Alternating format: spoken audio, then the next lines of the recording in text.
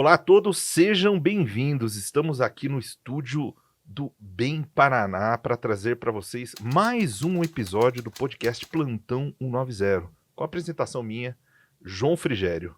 O projeto do estúdio, criado em celebração ao aniversário de 40 anos do Bem Paraná, tem a coordenação da Josiane Hitz. E para a entrevista de hoje, quem me acompanha aqui é o Rodolfo Luiz Kowalski. E na operação estão Luísa Marnardes e Franklin de Freitas. Para quem quiser acompanhar mais entrevistas como essa e outros podcasts produzidos pelo Bem Paraná, basta se inscrever e seguir o canal no YouTube Estúdio Bem Paraná. Então já vai lá e já clica para seguir e curte. E para receber as notificações, não se esqueça lá de clicar no sininho. Aí você vai receber as notificações quando sair qualquer episódio de novos podcasts. E o bate-papo de hoje com Fernando Oliveira, superintendente que coordena aí toda a PRF no Paraná. Fernando, seja bem-vindo. É uma honra ter você aqui para conversar com a gente e que assumiu há pouco tempo aí, né, o comando da PRF no Paraná. Fernando, seja bem-vindo. Obrigado, é uma satisfação. Eu confesso que estou um pouco desacostumado da entrevista, né? Já trabalhei como chefe da comunicação, mas até o mês passado eu vinha trabalhando na pista, como a gente fala, o jargão policial da PRF, agora pouco mais de um mês, agora como superintendente da PRF aqui no estado do Paraná. Rodolfo? Bom, Fernando, primeiro eu queria entender justamente como que um jornalista virou policial rodoviário federal. Boa pergunta. Eu trabalhava ali por 2008, 2009 na assessoria da Universidade Federal, onde eu me formei jornalista. Eu acabei fazendo um concurso público da UTF-PR para comunicação, para o cargo de jornalista. Fiquei em terceiro lugar do concurso, tinha 2 vagas. Pensei, bom, bati na trave, né? Quase entrei. Antigo Cefet ali? Isso, antigo Cefet. Onde eu fiz o ensino médio ali, inclusive fiz o curso técnico em eletrônica, que foi um curso muito bom, enfim, mas para mim, pessoalmente, foi interessante porque eu vi que engenharia não era a minha praia. Então eu fiz 3 anos dos 4, né? Saí como auxiliar técnico, cheguei até a fazer estágio na área, mas aí acabei passando em jornalismo na UFPR. E esse concurso que eu fiz ali por 2006, 2007, tinha 2 vagas, eu fiquei em terceiro, e um certo dia eu recebi um telefonema da Pró-Reitoria de Gestão de Pessoas da Universidade Federal, me chamando para uma vaga. Eu nem sabia que tinha essa possibilidade, né, de um órgão federal aproveitar o concurso de outro órgão. Daí, pesquisando melhor, eu descobri que, do ponto de vista de interesse público, até por economia de custos, né, uma universidade, se tiver a necessidade, ela pode utilizar o concurso de uma outra universidade para aquela mesma vaga. Eu acabei entrando na assessoria da UFPR. E, enquanto eu estava lá, teve o concurso da Polícia Rodoviária Federal, eu me inscrevi. O concurso foi em 2009. Eu fiquei entre os aprovados, um pouco para trás assim, do número de vagas, e o concurso teve uma judicialização. A entidade responsável pelo concurso, a FUNRIO, na época, teve problemas de fraude, denúncias de uma ação do Ministério Público. O concurso ficou parado por uns 2, 3 anos. E o detalhe interessante também, o que me salvou da convocação, que foi em 2012 só. 3 anos depois foi um SMS da nova empresa contratada, porque eu não estava acompanhando o desenrolar do concurso. Na minha opinião, o concurso tinha sido até invalidado, mas um SMS me salvou. Daí eu entrei e fiz o curso de formação em Canoas. Isso foi em 2012 e agora 10 anos depois eu já tô aqui agora como superintendente. Você é natural daqui mesmo, Fernando? Curitibano. E foi daí fazer a academia lá no Rio Grande do Sul mesmo? Lá em Canoas, na região metropolitana de Porto Alegre, né? Foram 3 meses de curso. E em janeiro de 2013 nós voltamos para o Paraná. Na época foi o estado onde tinha o maior número de vagas para desse concurso, mas ao mesmo tempo o concurso era estadualizado na época, foi também o que teve maior concorrência, que era o que mais oferecia maior número de vagas. Uma dúvida, quando aí você se formou, né, como policial rodoviário federal, pode escolher o lugar onde vai atuar ou não pode? Fica a critério do comando, que vai definir onde cada um? Porque nas ruas a gente vê gente do Brasil inteiro. Às vezes eu conversar, já vi um sotaque de um policial lá do Nordeste ou um carioca. Eu falo, caramba, os caras rodam o Brasil. Como que é definido isso daí? Tipo, escolhe ou... Na época que nós entramos, o concurso era estadualizado, as vagas eram definidas por estado e o candidato já se inscrevia sabendo de antemão em que estado ele iria trabalhar. Tanto que na época, quando eu entrei aqui, de fato tinha mais policiais de outros estados do que paranaenses que haviam sido aprovados, especialmente candidatos do Rio de Janeiro. tinha muito mais carioca do que paranaense. De uns anos para cá, muitos que gostariam de voltar para o Rio de Janeiro conseguiram, né? Porque o Rio de Janeiro teve uma ampliação de efetivo, em decorrência de todos os problemas relacionados à segurança pública ali, mas alguns acabaram se estabelecendo aqui em Curitiba e no interior. Dentro do Paraná, que daí essa divisão costuma acontecer conforme a ordem de classificação. Na época que eu entrei, o curso de formação, aliás, ele não mudava a classificação do concurso. Então era basicamente a prova escrita que definia a ordem de escolha das vagas dentro do estado. Hoje em dia é um pouco diferente. O curso de formação não é apenas eliminatório, é classificatório. Então, conforme o desempenho no curso de formação, o candidato fica numa posição melhor ou pior ali, e a partir dos melhores classificados há uma escolha das vagas, mas geralmente acaba indo para o norte, especialmente norte e nordeste, onde tem uma região mais carente de efetivo, porque antes de cada concurso tem um sistema de remanejamento interno de vagas. Então, só depois disso os novos têm a escolha para a ocupação da lotação. 11 anos, então, de PRF já. Quase 11 anos. Quase 11 anos. E aí, depois que se formou, voltou para Curitiba e atuou em qual parte assim, da PRF? Porque você ficou um tempo na comunicação e tem que enaltecer o atendimento que a gente recebeu ali. Várias vezes eu elogiei, eu não sei se elogiei diretamente você, mas elogiei alguns profissionais. Falei, cara, o trabalho que vocês fazem aí de atendimento para a comunicação social, para toda a imprensa, é realmente muito bom. Eu falei, vocês são referência, estão acima de outras unidades aí, da segurança pública. Quando eu assumi aqui, eu vim para atividade fim, né, para fiscalização, e na época havia um rodízio muito grande de postos, então eu trabalhei em Mandirituba, São José dos Pinhais, Balsa Nova, Paranaguá, mas principalmente ali em Campina Grande do Sul, que nós temos um posto logo depois do pedágio, ali o posto Taquari, que atende do Trevo do Atuba até a divisa com São Paulo.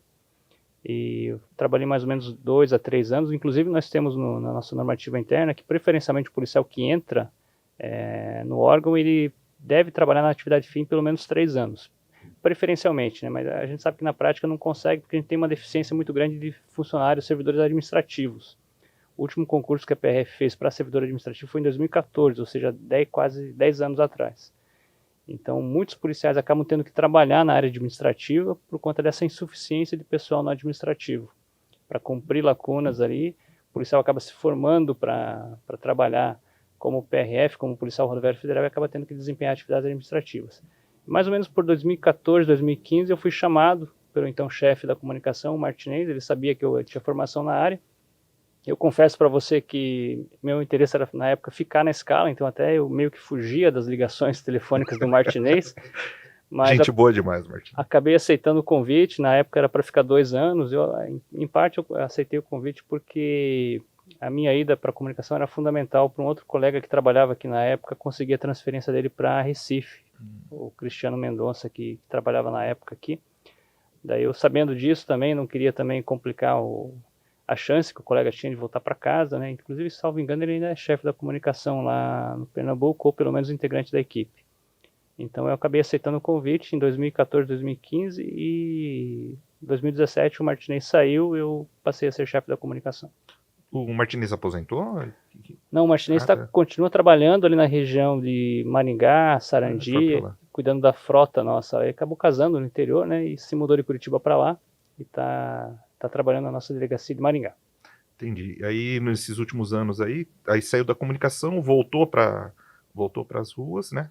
Para as ruas não, para as rodovias, né? E agora foi chamado, né, para assumir o comando aí da PRF. Qual que é a expectativa, as metas, como que está sendo aí assumir aí a parte da PRF no Paraná? Bom, confesso para vocês que eu ainda estou em ambientação, né? Faz pouco mais de um mês que nós assumimos, ainda boa parte da equipe nossa não está designada, ainda formalmente não saíram as publicações no Diário Oficial. A PRF é organizada no Paraná basicamente em 9 delegacias regionais. A metropolitana aqui, que fica sediada em Colombo, Ponta Grossa, Guarapuava, Londrina, Maringá, Cascavel, Foz do Iguaçu e Pato Branco. São 960 policiais, mais ou menos, 15 servidores administrativos apenas, um número muito reduzido, e o trabalho nosso se estende por quase 4.000 quilômetros de rodovias, né? É um trabalho complexo, porque, por exemplo, essa semana que passou eu estava em Foz do Iguaçu, Teve no mesmo dia, houve um bloqueio total da 376 por conta do índice pluviométrico lá que superou a barreira dos 60 milímetros em 24 horas. Ao mesmo tempo, tinha um protesto na Ponte da Amizade por trabalhadores paraguaios que interromperam o fluxo por algumas horas. No dia seguinte, houve um tombamento com óleo vegetal que fechou por quase 24 horas a 277 entre Curitiba e o litoral. Então, nós temos preocupações assim bem urgentes, assim, digamos assim, e o fim dos pedágios aqui nos afetou muito.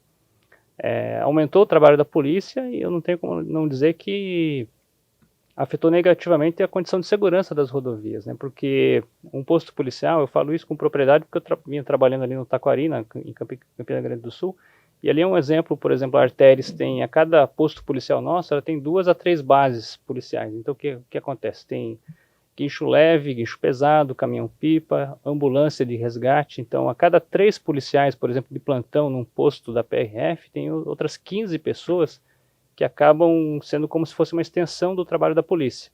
Muitas vezes chegando primeiro nos locais de acidente e evitando que um acidente simples, mas que tenha algum bloqueio na pista, acabe provocando na sequência um acidente mais grave, o que acontece muito. Na Semana Santa, por exemplo, nós tivemos um engavetamento ali na 277, salvo engano, em Balsa Nova, ou Ponta Grossa, acho que foi em Balsa Nova. 19 veículos envolvidos. Eu estava lá, eu fui lá. Aconteceu o seguinte: primeiro teve um acidente, não tão grave, me parece. Na sequência, um carro foi atingido e praticamente destruído, um Onix, e morreram... Da saúde lá, um pessoal da saúde que estava retornando, acho que ficou no meio de 2 caminhões e foi esmagado. Teve uma professora e o filho ou a filha dela que morreram ali.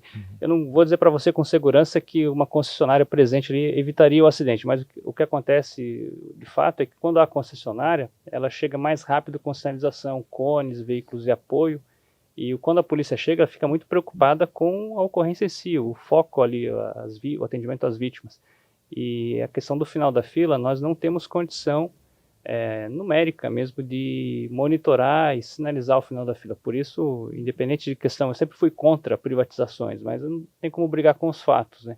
A presença de uma concessionária de rodovia torna a rodovia mais segura, especialmente para aquele apoio de sinalização e também em que pese conservação. Em que pese todo o trabalho, que é muito elogiável, dos bombeiros, do SEAT, do SAMU, você ter uma base com ambulância na rodovia, próximo inclusive dos pontos mais críticos, faz com que o atendimento às vítimas de acidentes seja mais rápido. Diminuindo o número de vítimas fatais também.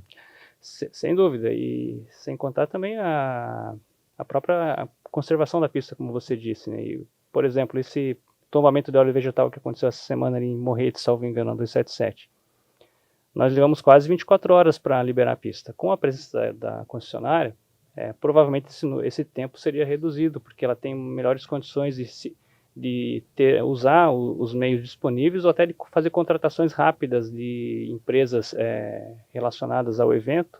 E muitas vezes nós temos que depender de favores de outras empresas, acionar, por exemplo, Porto de Paranaguá para nos ajudar, que inclusive era distante do ponto, e a concessionária tem instrumentos para fazer a liberação de forma mais rápida. Para mim, que estava sempre nas ruas, Fernando, eu vou falar para você, me assustava muitas vezes a agilidade deles, era impressionante. Às vezes eu deslocava, chegava, os caras já estavam com o carro no guincho, eu falei, os caras são muito rápidos, tem uma logística muito boa, que nem essa parte que você falou do derramamento de óleo. Eu acredito que o tempo seria muito reduzido, porque eles já têm a logística, eles já têm os equipamentos para lidar com esse tipo de situação, né? Não tem que ser feito, um pedido, que isso que você falou, muitas vezes uma troca de favor, me ajuda aí, eu preciso de uma ajuda aqui, e chamam, quem que pode ajudar? Tem que chamar um outro. Complicou sem as concessionárias. Eu notei muito quando eu fui para Londrina, fiz Curitiba-Londrina, eu me assustei com a conservação da rodovia, assim, muito mato nos canteiros centrais, estrada da conservação do asfalto terrível, muitos buracos assim que eu falei, se passar um motociclista aqui, ele vai cair. E não via isso na época que era concessionária. O que acontece? A concessionária tem metas a cumprir e também tem viaturas que são encarregadas de fazer uma triagem. Então, antes do problema ficar muito visível, eles já fazem testes e muitas obras maiores são evitadas por essa manutenção preventiva. E reposição de placas, roçada de mato à beira da pista, são ações que parecem perfumaria, mas são muito importantes para a sinalização. Eu mesmo fui ontem até Paranaguá, numa uma viatura caracterizada, nós pegamos uma viatura, eu e o Sérgio Carvalho, que é o superintendente executivo, o meu braço direito, digamos assim, eu trouxe ele do Taquari, inclusive, direto para a superintendência.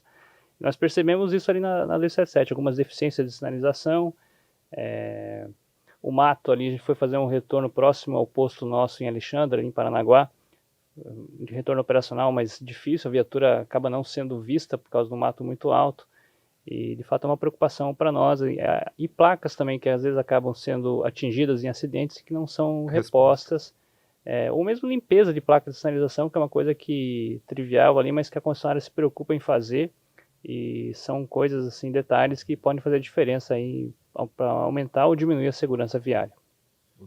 E, Fernando, eu imagino que nas rotinas de fiscalização, no trabalho de fiscalização, muitas vezes vocês se deparam com situações que a gente, que não está na estrada todo o tempo, nem imagina que acontece de fato. Quais os episódios mais inusitados, mais marcantes que você já vivenciou aí como policial rodoviário federal fiscalizando as nossas estradas aqui do Paraná? Cada plantão é uma rotina diferente. Você entra para assumir, a única coisa que você sabe é o trecho que mais ou menos você está responsável, né? Mas o que vai acontecer durante o plantão cada plantão é uma história diferente. Teve um caso um dos mais marcantes foi uma colisão com um ciclista ali em Colombo, que uma caminhonete, um motorista embriagado, atingiu o ciclista, ele acabou ficando pendurado e o motorista da caminhonete rodou cerca de 6 quilômetros, salvo engano, até próximo ali o trevo do Atuba, ali já chegando em Pinhais. Agora a Municipal de Pinhais fez a primeira abordagem, nós chegamos na sequência, né, que o trecho é muito longo, na época a gente estava lá eu lembro bem, a gente estava lá na região do Capivari. Viemos com a viatura, efetuamos a prisão e encaminhamento do motorista para a delegacia do Alto Maracanã, ali, acho que é o trecho de circunscrição. Uhum. E foi bem marcante porque a gente até hoje fica na dúvida se o ciclista poderia ter sido socorrido após o primeiro impacto. Talvez ele tenha morrido durante esse deslocamento, né, com o pescoço preso no para-brisa. Eu lembro que dessa ocorrência, um monte de motorista indo atrás, sinalizando, ele não parava, cara, ele não parava.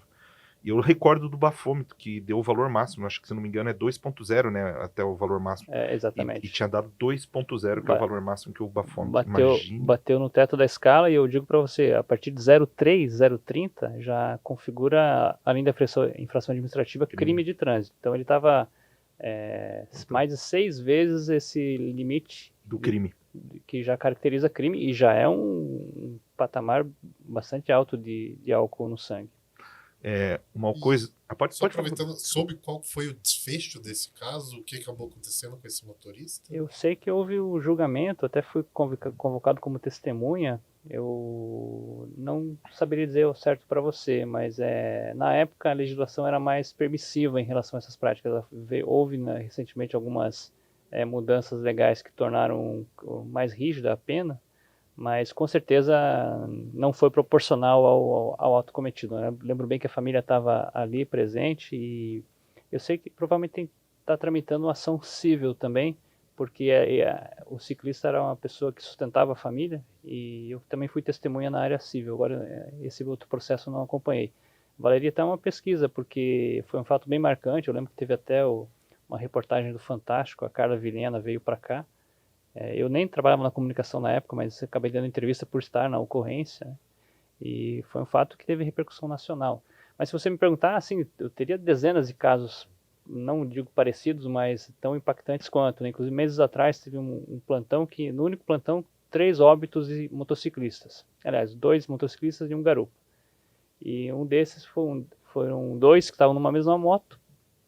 Foi marcante porque logo atrás vinha outra moto com a mãe deles. Eram 2 irmãos, um deles adolescente, e o que estava conduzindo, salvo engano, não tinha habilitação. Mas enfim, estava errado, não tinha habilitação para conduzir moto. Mas o fato é que quem estava errado, na verdade, provavelmente a justiça vai dizer, mas na conclusão preliminar nossa, assim, foi um motorista de carro numa curva, pista molhada, começou de uma hora para outra um temporal, e ele muito provavelmente chegou muito rápido na curva, não conseguiu fazer, rodou e derrubou a moto e matou os 2, porque eles colidiram contra a defensa metálica à direita do acostamento. E logo em seguida vinha a mãe. Ela presenciou praticamente ali. Ela não chegou a visualizar, não, porque ela vinha um pouco atrás, mas ela foi uma das primeiras pessoas que chegou ali e se deparou com os 2 filhos, né? Então é sempre uma preocupação que a gente coloca para quem usa motocicleta em rodovia, que é que é um risco muito grande. Não basta cuidar de você. Qualquer coisa que aconteça, aí, se um motorista se perder numa faixa, está sendo ultrapassado por um carro, pode acontecer, né? E muito tráfego muito pesado ali entre Curitiba e São Paulo, muitos caminhões.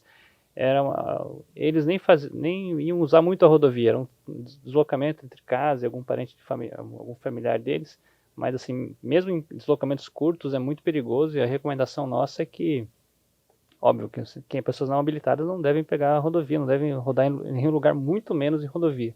E em situação de chuva, a moto fica muito exposta, né? O que a gente percebe muito no trecho ali entre Curitiba e São Paulo, quando chove, são dezenas de acidentes num único dia. Geralmente o que acontece? Um motorista ele não reduz a velocidade de forma como deveria, e muitas vezes ele chega na curva com a pista molhada e percebe tarde demais que está muito rápido. E daí, assim, às vezes ele resvala o pé no pedal do freio e daí acaba piorando a situação. Então já teve plantão nosso ali que foram 20 e poucos acidentes por conta da chuva. Então é um problema sério, e às vezes acaba acontecendo que o motorista roda. Se não tivesse a moto ali, seria apenas uma série de pista com danos materiais pequenos até no carro. O carro não estragou muito, mas ele rodou e havia uma moto do lado. Então esse acidente acabou em 2 óbitos por conta disso. Uma dúvida ali, você trabalhou num trecho que eu vou falar para você, perigoso, porque eu lembro muitas épocas que estava tendo muito roubo de ônibus a comerciantes, né? Pessoal que sai do sul para fazer compra em São Paulo. Chegou a passar algum apuro? Porque ali o pessoal andava fortemente armado, muitas vezes de arma longa. Chegou a passar alguma situação ali de apuro? Porque teve uma vez que atiraram em viatura da PRF, teve uma ocasião ali. Se eu não me engano, acho que foi nesse trecho aí. Mas ali sempre foi tranquilo para você ou chegou? Não, ali sempre foi considerado o trecho mais complicado para nós, porque é o trecho que tinha mais ocorrências criminais. Roubo de carga, saque, assalto a ônibus eventualmente também. Agora, de uns tempos para cá, essas ocorrências diminuíram. Sim. Não vou dizer para você que não acontece, mas o crime mais comum que está acontecendo ali é o saque de carga, que em algumas regiões ali ainda o tombamento é muito comum, embora tenha alguns radares de velocidade. O que acontece? O caminhoneiro passa a 60 km no trecho e na segunda, terceira curva à frente ele já alcança 80, 90 e tomba.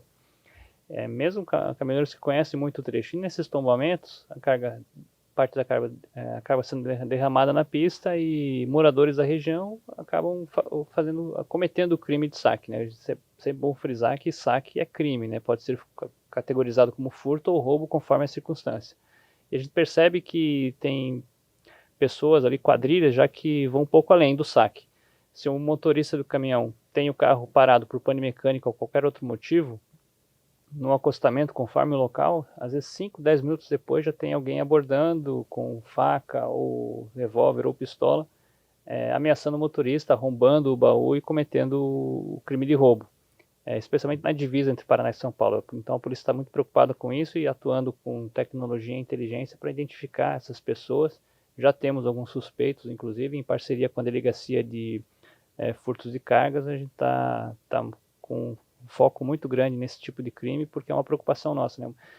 Aconteceu, por exemplo, semanas atrás, ali perto da divisa com São Paulo, eu mesmo atendi a ocorrência. Um caminhão carregado com café solúvel, uma carga bem valiosa, né? Parou assim simplesmente porque a rastreadora ali tem um problema crônico de falta de sinal de celular. Então ele não o caminhoneiro fica sem sinal de telefone. A central da rastreadora interpreta como uma possível ocorrência e bloqueia o caminhão. E daí, esse bloqueio da empresa de rastreamento fez com que o motorista parasse no acostamento e 5 minutos depois ele foi abordado, teve o caminhão arrombado. Mas foi muito interessante essa ocorrência, que a vítima conseguiu anotar a placa dos veículos. Inclusive, uma dessas placas, não do carro dos assaltantes, mas um camarada lá que parou e encheu uma caminhonete de caixas de café solúvel. Com essa placa a gente conseguiu abordá-lo em Santa Catarina e efetuou a prisão dele pelo crime de furto. Então é muito importante que as pessoas envolvidas, de repente o caminhoneiro nesse tipo de crime, procure identificar pelo menos a cor e o modelo do veículo envolvido, porque isso ajuda o trabalho da polícia. Eu sempre tive uma dúvida, muitos casos a gente vê que são pessoas oportunistas que às vezes residem próximas às localidades para realizar esses furtos. Existem situações aí que às vezes a pessoa comenta, não, o dono da carga autorizou pegar, Existe ou não tem mais isso? Hoje tudo é categorizado furto ou existem situações que eles realmente autorizam a pegar? E se grande maioria dessas pessoas que pegam, às vezes é motorista oportunista, que às vezes o cara nunca teve uma passagem pela polícia, mas ele viu a oportunidade e falou, vou pegar também, tá todo mundo pegando ou não? Para a polícia não, assim, é uma carga e o papel ali é da seguradora da carga ou do responsável, dono do veículo ou da empresa transportadora fazer o recolhimento do material, porque muitas vezes, por exemplo, se é comida, não tem nem como atestar se aquele consumo é seguro ou não para quem recolhe o material. Então, na avaliação da polícia sempre cabe à seguradora da carga fazer a retirada, o transbordo se necessário e dar uma destinação adequada. É óbvio que tem situações e situações. Isso, quando vai chegar na autoridade policial, da Polícia Civil ou mesmo no Poder Judiciário, vai avaliar a situação econômica, se eram famílias, e de repente pode fazer uma gradação, uma dosimetria ali da pena. Mas o fato é que se não há autorização, e nós sempre trabalhamos, inclusive, com essa conscientização das pessoas que o saque não é uma coisa natural. Assim, geralmente, no mínimo, é crime de furto. E pode ser categorizado como roubo se há ameaça, o uso de violência contra o motorista ou as equipes que estão trabalhando ali. Então a gente sempre, uma época inclusive, colocamos até cartazes ao longo da rodovia dizendo claramente que saque é crime, independente se é mulher, criança, assim.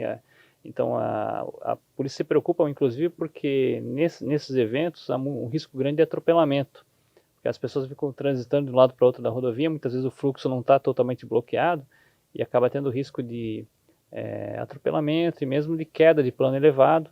Eu mesmo já testemunhei uma situação de um caminhão de arroz que nós chegamos uma quantidade muito pequena de policiais, já havia 100, 150 pessoas, chegou um certo momento que não tinha o que fazer, toda a população avançou em cima da carga de arroz e uma das pessoas acabou escorregando e caindo na defensa metálica e rasgou a perna porque tinha uma ponta ali e foi um ferimento grave. Tivemos que, inclusive, chamar o socorro médico para essa pessoa que estava cometendo crime ali.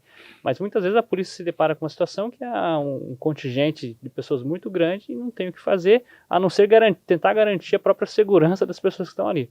Então a gente sempre estabelece a nível de ação. Muitas vezes a gente não consegue combater o saque naquele momento, tenta chamar reforço, mas enquanto não vem reforço, a gente tenta evitar o pior, que pode ser uma queda, um atropelamento. Então é um trabalho difícil. Muitas vezes nossos colegas são filmados, né, dando a impressão que eles não estão fazendo nada, mas é que às vezes a polícia, conforme a situação, ela estabelece prioridades. E quando você não consegue evitar o crime em andamento, você pede reforço e tenta controlar a situação para evitar que ela evolua de uma forma que seja ainda mais desfavorável. Ainda mais se tem muita gente, acaba, às vezes, está ali só uma equipe, 2 policiais, torna perigoso para ele tentar intervir, né? Do tipo, provocar uma turba ali e vir todo mundo para cima, né? O risco é grande pro operador ali, né? Nós temos, por exemplo, espargidor, pimenta, gás, elastômero, que é a bala de borracha, mas eu, por exemplo, trabalhei ali num evento que foi uma queda um tombamento de uma carreta com frango congelado. E tinha um plano elevado ali, mano. Não era nem uma ribanceira, era um plano elevado mesmo, uma queda que poderia ser de 5, 10 metros de altura ou mais. Nós estávamos até equipados, mas numa condição numérica, uma inferioridade muito grande, e se a gente interviesse ali, resolvesse fazer poderia provocar uma queda de plano elevado. Então a gente avaliou que não havia condições de agir, a gente tentou garantir a segurança, mas enquanto havia famílias ali fazendo a retirada daquele frango, a gente percebeu que havia carros parando no acostamento, estacionando de forma irregular, inclusive havia até funcionários de empresas, assim, parando com o carro e fazendo a retirada do material. Então a gente percebe que há, de certa forma, ali, famílias que moram na região e acabam, de forma oportunista, atuando nesses eventos, mas também há motoristas, classe média, que também se aproveitam desses eventos para ganhar algum tipo de vantagem e até cometendo infração de trânsito, que é parar no acostamento. E até mudando um pouquinho agora de assunto, Fernando, a gente teve aí em 2020 um episódio que repercutiu muito, que envolveu o teu nome, que foi a entrevista que você deu para o Bom Dia Brasil, né? E que na sequência vem o teu afastamento do núcleo de comunicação, da coordenação do núcleo de comunicação da PRF. Queria que você recordasse um pouco sobre o que falava essa entrevista, como que se deu a sequência de episódios até o teu afastamento, como foi a repercussão interna e externa de tudo que aconteceu naquele momento. Bom, foi em maio de 2020, resumindo, assim, era uma entrevista sobre o risco de colapso nos hospitais por conta da Covid-19 e como o aumento do número de acidentes na época poderia refletir nisso, né? E como de repente o cuidado maior na rodovia poderia talvez contribuir para que não houvesse um colapso tão acentuado. O colapso acabou acontecendo meses depois. E basicamente a preocupação da matéria era essa. O repórter da afiliada da emissora que produziu, eu ajudei, e passando inclusive uma imagem de flagrante de radar. Tinha uma equipe trabalhando com fiscalização de velocidade ali na linha verde, salvo engano ali perto do bairro Tarumã. E a reportagem acabou caindo mal para alguém lá em Brasília, não sei exatamente se na direção da polícia na época ou em relação ao próprio Palácio do Planalto, e houve uma determinação assim de que providências fossem tomadas, né? Mas é um passado recente, assim, e algumas pessoas até chegam a falar para mim que não é para olhar muito o retrovisor, mas acho que é uma história que ainda está sendo passada a limpo, né? Tanto que a gente vê até hoje reportagens relacionadas ao que aconteceu, não apenas em relação a esse tema, mas em relação às eleições, ao pós-eleição, muita coisa ainda sendo apurada na esfera da corregedoria da própria polícia e na esfera da justiça. O que aconteceu foi lamentável. Na época, eu posso falar abertamente aqui, nós íamos para uma entrevista com uma série de temas sobre os quais o policial, ali no caso o porta-voz da PRF, não poderia falar. E o controle de velocidade era um deles. Controle de velocidade, pandemia, exame toxicológico, uma época até a cadeirinha chegou também não falem sobre cadeirinha, não falem sobre queimadas à beira da rodovia, às margens da rodovia, enfim. E era muito desconfortável essa posição de você, na condição de porta-voz policial, que representa a polícia junto à imprensa, em atendimento a equipes de reportagem, já se preparar com temas sobre os quais você não pode falar. Imagina a polícia, que é uma polícia rodoviária, chega para uma entrevista, o policial não pode falar sobre controle de velocidade, que é uma coisa central. É como se o IBGE fosse proibido de falar sobre desemprego, por exemplo. Então eu já estava desconfortável, aquilo acabou sendo uma gota d'água, e eu preferi voltar para a atividade fim na ocasião. E fiquei quase 3 anos lá novamente. Eu gosto e espero, inclusive, retornar. Inclusive, dias atrás eu fui ali no Taquari, no posto onde eu trabalhava, para retirar meu armário, assim, por mim até deixaria o armário pronto lá, só que um colega ligou para mim e falou, tá fazendo falta, que você está ocupando 2 armários, né? Daí eu fui lá, liberei o armário, mas já deu saudade, confesso para vocês. E um tema aí que você falou que é muito importante é a questão de queimada à beira de rodovia. A gente teve aquele caso fatídico na 277 que provocou uma tragédia ali por causa da fumaça, né? O quão perigosa é a fumaça. Quantos vídeos a gente vê, né, na internet de fumaça que atrapalha toda a visão do motorista, e ele simplesmente entra numa cilada, que ele não vê nada na frente dele. E tivemos aquele fatídico caso em São José dos Pinhais, lá que nem lembro quantas mortes foram, que foi a carreta pegou e fez um strike. Aí entra tudo aquilo que você já falou, a questão da concessionária, de fazer um atendimento rápido, porque às vezes um acidente pequeno vira um caos, né? Vira um acidente muito maior, né? Ali ainda tinha ecovia no trecho. Ainda tinha naquela época. Por coincidência ou não, a PRF havia acabado de fechar um posto que atende aquele trecho, que é o posto Vans, ali na 277. Não vou entrar no mérito, mas houve essa crítica até interna, porque em geral nós somos contrários ao fechamento de postos, porque os nossos postos são um símbolo e uma referência, inclusive geográfica, ali para os usuários de rodovias. Então a gente trabalha no mínimo com a manutenção dos atuais postos. São 33 funcionando diariamente no estado inteiro. E em relação a queimadas, o que eu posso falar aqui é que a gente tem uma preocupação de se aproximar, por exemplo, do IBAMA, ampliar a nossa fiscalização ambiental. É muito importante, claro, uma coisa óbvia aqui, que o motorista não atire, não lance bitucas de cigarro para fora, porque um simples cigarro pode provocar um incêndio de grandes proporções. No caso ali da 277 entre São José dos Pinhais e Curitiba, né? Ali é um problema meio crônico que estava naquela época, que era uma queimada meio subterrânea, né? Então era difícil, inclusive, o combate a esse tipo de incêndio. Uma época de seca muito acentuada também. Mas nós temos essa preocupação de fazer com que a PRF aqui no estado se volte também para crimes ambientais, porque acaba passando pela rodovia, né? O carregamento de madeira, por exemplo. Então a gente vai se aproximar muito do IBAMA. No combate ao trabalho escravo, uma aproximação maior, cada vez maior, com o Ministério Público do Trabalho. Eu quero agendar uma visita à doutora Margarete, que, salvo engano, ainda é chefe lá do MPT. Essa semana nós temos também uma visita ao reitor o Ricardo Marcelo da Universidade Federal, tentar aproximar a polícia do mundo acadêmico, né? Nós temos uma academia que agora é uma universidade corporativa ali em Florianópolis, onde a gente quer produzir conhecimento relacionado à área de segurança pública, à área de trânsito no geral. A gente sabe que a UFPR tem trabalhos aí, por exemplo, na área de psicologia de trânsito, e a gente quer, de alguma forma, contribuir, fazer eventos, promover debates aí para discutir de forma aprofundada alguns assuntos, por exemplo, em relação à velocidade. Um avanço que acho que o Brasil pode ter no futuro, espero que em breve, é fazer uma mudança legislativa para propiciar a fiscalização por média de velocidade, porque o radar é muito importante hoje, mas o que acontece? O motorista passa pelo radar, reduz a velocidade e muitas vezes 500 metros depois se envolve no acidente por excesso de velocidade. Então ele freia onde tem o equipamento, ele já sabe de antemão, é avisado inclusive pelos aplicativos, ou mesmo conhece o trecho, e o radar acaba funcionando, tendo um alcance muito limitado. A fiscalização por média pode fazer com que entre o ponto A e B, que pode estar, não sei, 5, 10, 20 km de distância, que o motorista seja autuado caso nesse deslocamento, nesse longo trecho, ele pratique e mantenha uma média acima da permitida. Então, eu acho que vai ser uma revolução em relação à fiscalização quando for possível a autuação por média de velocidade. Uma coisa que chamou muita atenção também, que houve comentários nas redes sociais falando, agora a PRF não vai apreender mais nada, vai passar droga, arma. Diferente, o que tem acontecido no Paraná aqui, logo agora esse começo de ano, foram grandes apreensões de drogas e armamentos também, inclusive essa semana, né, Fernando? Como está o panorama aí dessas apreensões? Porque eu tenho acompanhado toda semana grandes apreensões de drogas por parte da PRF, né?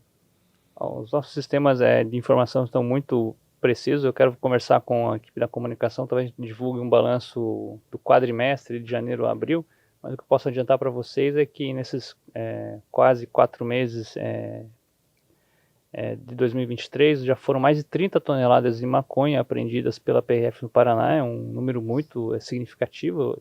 Eu não tenho, confesso que eu não trouxe aqui a linha histórica, mas eu lembro de anos que no ano inteiro a gente apreendia 50 toneladas, por exemplo, e já era muita coisa. Cocaína mais de 1 tonelada, armamento mais de 50 pistolas apreendidas. Então é um trabalho que continua, e ao contrário do que possa parecer, não depende de um governo ou de outro. E, inclusive, são construções assim que vêm às vezes de 10, 15 anos, né, em investimento em tecnologia, em inteligência, por razões estratégicas, e eu não posso detalhar aqui para vocês, mas a polícia está muito preocupada com a otimização da abordagem. Muitas apreensões acontecem ali digamos assim, em abordagens de rotina ou na experiência do policial, que acaba desconfiando no motorista e vai evoluindo ali. E na própria amostragem, mas muitas abordagens a gente já tem alguma suspeita prévia em relação a alguns veículos e já consegue direcionar o nosso trabalho. Então eu estive em Foz do Iguaçu essa semana, inclusive, nós temos uma parceria lá com o Itaipu para a construção de um novo posto em São Miguel do Iguaçu, que vai substituir as unidades atuais nossas em Santa Terezinha de Itaipu e Céu Azul. É um local muito estratégico para nós que não permite desvio do posto. Então, de um lado tem o Lago de Itaipu, do outro lado tem o Parque Nacional. Então é uma unidade estratégica, pode ser inclusive multiagência. Já conversei com a Receita Federal, a Receita tendo efetivo, eles já demonstraram interesse em ocupar de forma permanente o posto junto conosco, e é um investimento que, junto com o Enio Verri, novo diretor-geral da usina, a gente está tentando viabilizar ali para a região de Foz do Iguaçu. Pela própria característica geográfica do Paraná, o estado acaba sendo um corredor para o tráfico de drogas e armas, e nós queremos cada vez mais aprimorar o nosso trabalho de fiscalização. Uma dúvida que eu sempre tive 100% dessas grandes apreensões acontece pelo trabalho do policial, ou às vezes cai alguma denúncia também? Porque da Polícia Civil, às vezes eles falam, teve denúncia, ou não teve, ou até por parte da Polícia Militar, mas da PRF eu nunca ouvi falar, recebemos uma denúncia boa. Eu sei que não pode entrar em detalhes, mas de vez em quando cai denúncias em relação a grandes carregamentos, ou não? Geralmente não. Nós recebemos denúncias, sim. Inclusive o telefone 191, que é o telefone nosso de emergência, está aberto para receber informações, inclusive de forma anônima. Nós queremos, inclusive, viabilizar uma central de denúncias via WhatsApp. Nós estamos discutindo isso porque é um aplicativo que praticamente todo mundo usa atualmente. E parte das apreensões são resultado de informação que chega para nós, sim. A gente acaba não divulgando por questão estratégica ou específica de cada ocorrência, Mas é muito importante que as pessoas que tenham alguma informação, ainda que de forma parcial, uma placa do carro, um modelo, um deslocamento, ou mesmo às vezes um passageiro de ônibus que suspeita de outro passageiro que pode estar numa situação ali de tráfico ou contrabando, que comunique a polícia, que a gente faz, no mínimo faz a abordagem para fiscalizar a condição do veículo, do próprio condutor do veículo. E muitas vezes essa fiscalização de trânsito acaba evoluindo para uma ocorrência criminal. Tanto que a gente tem hoje na polícia, em termos nacionais, um foco na segurança viária.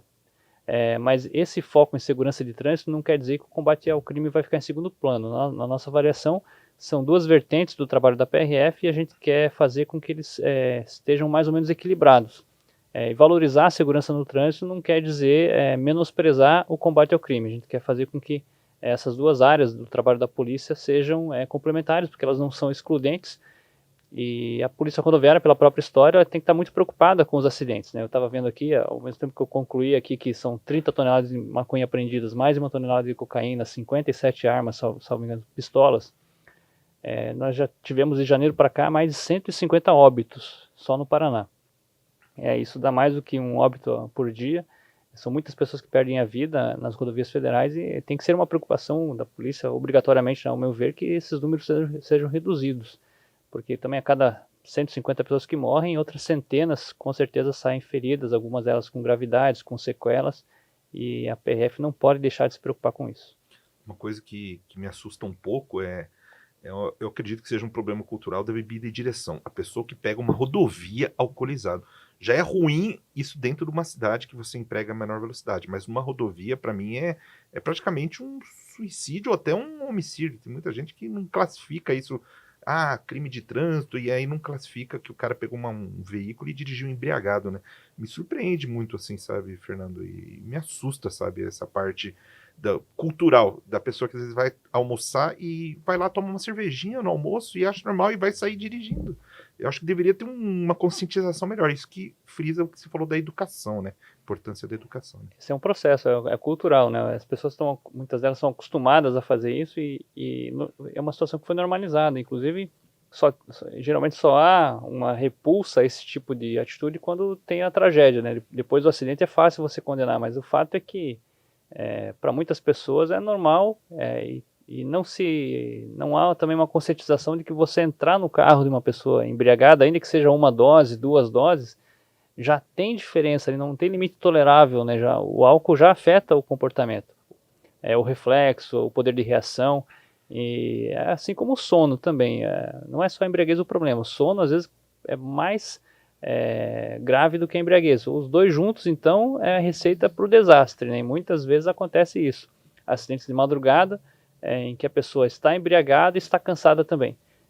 Meses atrás eu atendi um óbito de um motociclista, ali entre Colombo e Campina Grande do Sul, ou 4 Barras, que eu vi pelas imagens.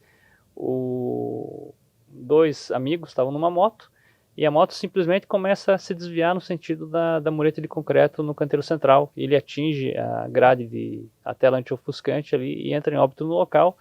Muito provavelmente ele pegou no sono, estava embriagado. A informação que a gente tem é que os dois beberam bastante, eles estavam numa balada ali na região, e ele dormiu conduzindo uma motocicleta. Nossa. Parece uma coisa impossível de acontecer, né? Mas é muito provavelmente potencializado o sono pelo álcool. Então a gente tem essa preocupação, e também assim como o uso de drogas, né? Nós fizemos uma apreensão grande de maconha ali na região de 4 Pontes, salvo engano, dias atrás, e o caminhoneiro também, além do tráfico de drogas, foi autuado por uso de substâncias, e havia consumido, segundo ele próprio, rebite e cocaína, e apontou que dentro da cabine havia um prato ali com vestígios da droga, e de fato a equipe que fez a apreensão da maconha percebeu que havia vestígios de cocaína na cabine do veículo. E muitas vezes o motorista de caminhão acaba usando esses medicamentos ou essas drogas ilícitas para conduzir o veículo de madrugada por longos períodos, contrariando o que diz a legislação. Inclusive o Congresso Nacional está discutindo nesse momento uma medida provisória que no final do ano passado acabou fazendo com que as nossas fiscalizações, os nossos policiais não pudessem emitir autuações pela falta do exame toxicológico. Então esse é um problema sério. Até tivemos recentemente aqui um caminhoneiro que invadiu a cidade, conseguiu chegar, salvo engano, na cidade industrial, percorrendo parte de vários bairros, a Eu Canaleta, acompanhei esse dia. Canaleta no Expresso, inclusive chegando quase lá ao Capão Raso. Enfim, é uma situação assim que é absurda, né? E a gente tem que combater. O exame toxicológico é uma das medidas importantes para tentar fazer com que esses motoristas se conscientizem e não misturem aí o uso de drogas com a direção. Tanto que a gente percebeu que quando o exame toxicológico foi instituído, muitas pessoas, em parte talvez até pelo custo do exame, isso é um fato, mas também porque temendo um resultado positivo, elas não renovaram a carteira para dirigir caminhão. E, Fernando, ano passado a gente teve, no dia do segundo turno da eleição presidencial, um episódio que já entrou para a história, né, da Polícia Rodoviária Federal, que foram as fiscalizações no domingo do dia do pleito mesmo, contrariando inclusive determinação da nossa Suprema Corte. Como que foi para ti, como um policial rodoviário federal, acompanhar tudo aquilo e especialmente agora, como que está sendo com você como superintendente esse processo, digamos, de reposicionamento institucional, como que tem sido lidar com essas heranças, digamos, que acabam ficando de um governo que tentou de alguma forma até cooptar, né, algumas entidades, alguns órgãos públicos. O que houve ali, até acho que é algo quase incontestável, uma tentativa de instrumentalização da polícia por parte do governo à época, né? Eu lembro até hoje, no dia do segundo turno, eu fui votar pela manhã e à tarde eu liguei a televisão e não se falava da eleição, né? Se falava da PRF, acabou sendo a pauta daquele dia, ou pelo menos do final da manhã em diante. E isso está sendo apurado, com certeza não foi uma atuação normal, porque em dias de grande circulação de pessoas, seja um dia de eleição, seja um feriado de finados, por exemplo, que há muita circulação de pessoas, qual que é o principal objetivo da polícia, ou das polícias em geral? É garantir a fluidez e a circulação das pessoas. Não me parece algo, do ponto de vista operacional, recomendável que você faça abordagens para fazer algumas fiscalizações específicas que podem acontecer a qualquer momento do ano.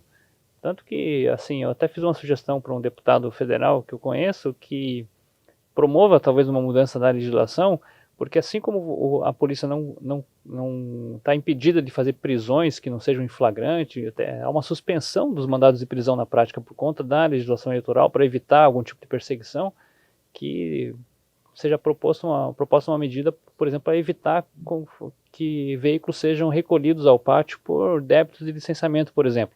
Porque é uma coisa que você não tem como medir, se você planta uma equipe policial na saída de uma cidade pequena do interior do Nordeste, por exemplo, você não consegue calcular o impacto que aquela viatura tem nas pessoas que, a partir do momento que recebem aquela informação, evitam fazer o deslocamento. Porque o fato é esse, muitas pessoas não conseguem pagar as taxas de licenciamento e multas, e se elas passam por uma fiscalização policial, tem o veículo retido, nunca mais recuperam.